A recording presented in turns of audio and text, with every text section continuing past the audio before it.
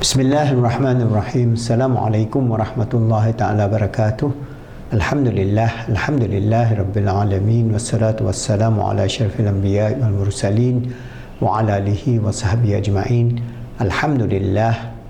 All praise be to Allah subhanahu wa ta'ala that gave us this opportunity to do da'wah, and with His permission we can continue our da'wah to train as many people as possible through our YouTube channel, so that we can train young people to become the da'wah workers of Islam using our new format based on the videos that we are uploading. More than 600 videos in YouTube. We are giving you ideas on Islamic motivation, coaching, mentoring, counseling, and Islam Heart of Love. These are 5 levels of training, and you need to do only very simple 30 videos and then PowerPoint and do a practical. Alright, so what is important is our approach to da'wah is radically different from the standard approach. Our approach is this approach of transforming the self, the family, ummah, global, using positive Islamic psychology methodology. And I've given you some ideas within positive Islamic psychology, the understanding of the feelings, emotion and thought cycle at a higher level. Alright, this is where we are talking about intuition, we're talking about basirah, we're talking about ilham, we're talking about the input from the angelic realm that influence us, the subtleties in life which we have to understand.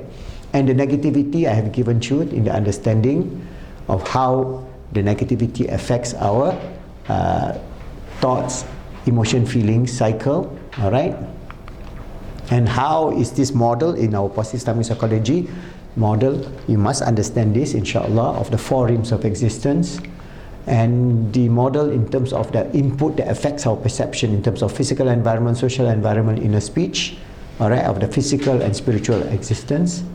And I'm going to give you some idea further, because I'm extracting this from the work of Said Hussein Nas, Professor Said Hussein Nas, Professor Emeritus, and his student, alright, Professor Osman Bakar, alright.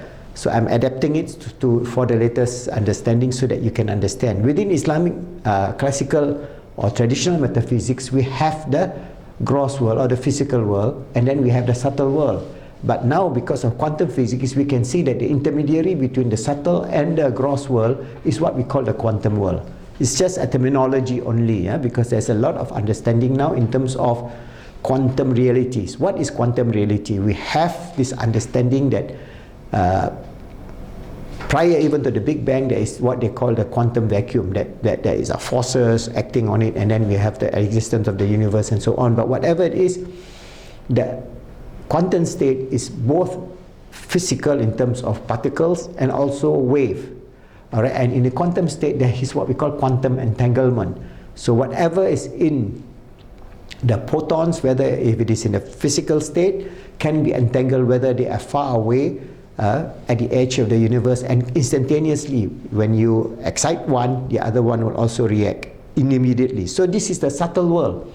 This is within the subtle world. So when you talk about the quantum world, it is the interface between the physical, this is the material, gross world, what we call it the physical material world, and the subtle world. So the interface now is all about this quantum reality, quantum vacuum, quantum particle and quantum waveform, alright, quantum entanglement. So all this is giving you an idea that within the Islamic metaphysics, we are talking about the physical world and the subtle world. Now we are understanding from the Islamic perspective, from the scientific perspective, that there is interface between the gross world and the subtle world. And there are levels in terms of the subtle world, which I'm going to give you some overview and understanding. But what is important now is that whatever is the traditional ideas in terms of Islamic metaphysics comes from revelation, from the Quran, and come from the Sunnah, the Hadith of Prophet Muhammad SAW. So when we talk about those are the reality of truth at various levels of understanding. So for example, if we talk about the realities of existence and understanding within the traditional Islamic metaphysics, especially Ahli Tasawwuf and people who has gone into the understanding of these realms of existence experientially, remember, like our great Imam, Al-Imam Ghazali, Hujjatullah, they go through experientially. He left the dunya aspect and moved into the inner aspect to understand the subtleties of existence. Alright, so this aspect is being explained within the framework of tasawwuf.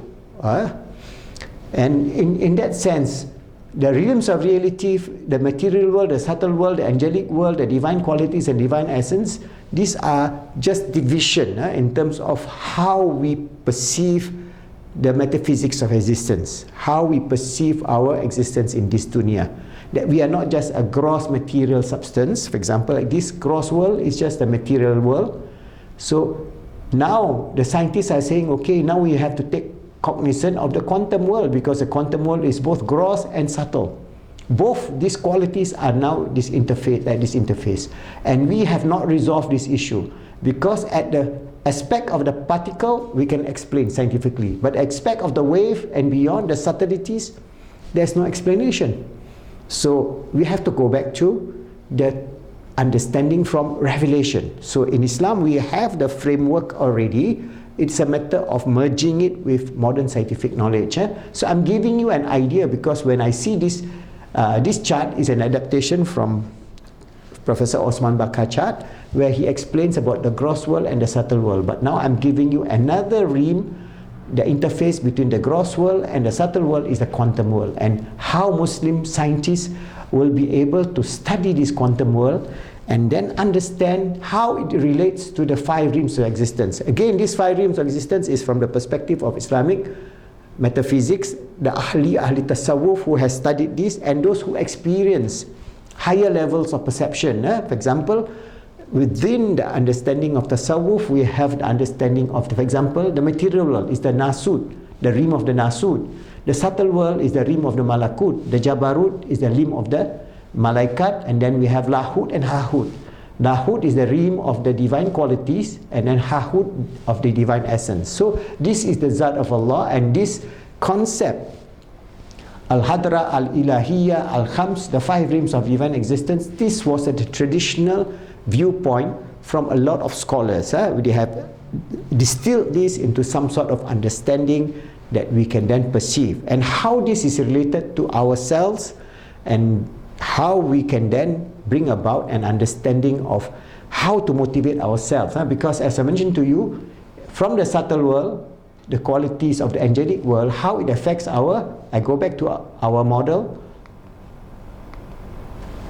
feelings, emotion and thoughts. So our feelings, emotion and thoughts at the higher level, which is positive, comes from not only the gross material world, but also from the levels of the subtle world. As we go higher and higher, the 5 levels. So each of these 5 levels affects us as an individual, and if we are able to partake in all this aspect at the higher level of positivity, then inshallah we would be able to have a wonderful understanding of the nature of our existence, the purpose and the meaning of existence, the purpose and the realm of existence, not only in the physical world, not only in the gross world, not in the realms of the jasad, but in the realms of the subtle world. And from the subtle world we know that we have a higher and higher level of understanding that we are created in the image of Allah subhanahu wa ta'ala, not the physical image. Remember the qualities that He has given us, in some small qualities of His attributive aspect. He is the absolute, for example, all-powerful. He is absolute, all-knowing. We have some knowledge, but even that knowledge is enough for us to bring us closer to Allah subhanahu wa ta'ala, to understand the nature of our existence and the reality of the realms of existence, so that when we can bring this together and logically put this up as a way forward for our young people, then they say, wow, our great teachers in the past, whether it is Ibn al-Qayyim, for example, Ibn Sina or Ibn Arabi and so on. There's so many of them putting together from the experiential aspect of understanding life. Remember, if we talk about ilmu kalam, or we talk about the rational understanding of the belief in Allah subhanahu wa ta'ala, we must always go back to the basis of revelation. So where the basis of revelation is bringing us to understand our existence as the sincere servant of Allah, as His Khalifa on the earth, we given a certain amount of free will to exercise, to realize the grandeur of Allah subhanahu wa ta'ala, and to motivate ourselves to strive to be the best in terms of we striving to make ourselves good, help others to be good, and make the world good, inshallah.